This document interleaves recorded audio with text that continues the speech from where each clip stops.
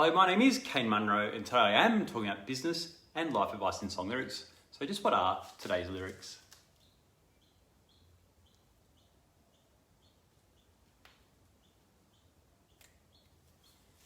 There are so many things that were acceptable in previous years, decades and centuries that are simply not and should not be acceptable in the current age we all live and work in.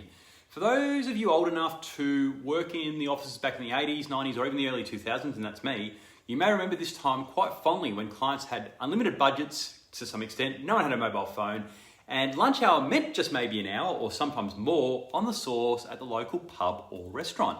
If you're a corporate white dude in this 1980s world, then it really was your oyster, and to hell with the exclusion of other genders and races. I mean, in the 1980s, it was even acceptable to smoke in the workplace. It's unimaginable that anyone would even spark up a dart these days at the front of that very same workplace. Some more examples. In the 1980s, they're actually out on lunch at the moment, so you call them back later.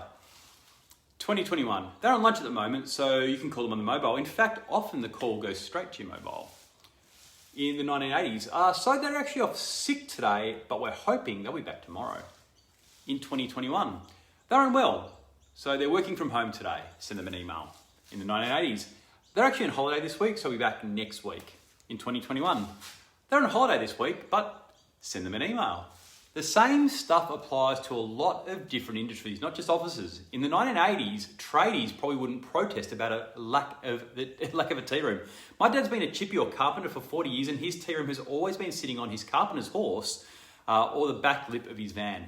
Now, I'm being pretty glib here, as that's not the actual reason for the protests in Victoria at the moment. And don't get me wrong, I can completely understand why people are protesting, but I do not understand the need for the violence to kick in so quickly in a protest. It's just madness. Now, this makes me sound like the 1980s were better, but they weren't. And I'll tell you why. Tradies, for example, didn't wear sunscreen or use scaffolding or any safety measures back in the 1980s. Sexual harassment, racism, and homophobia were all rampant back in office life and life in the 1980s, and while all still exist today, hopefully they have decreased. So I'm a straight white dude, so that is definitely not for me to assume. I'm not assuming that. The point is that the evolution in how we have worked over the last 30 years means that your next worker can and should be anyone. The right skills are what matter. In fact, that is all that really matters with the way we are now connected via the internet these days. I mean, I run a team of 20 staff in India. I used to run a team of 100 at Deloitte. And I've not visited the team over the last 6 years.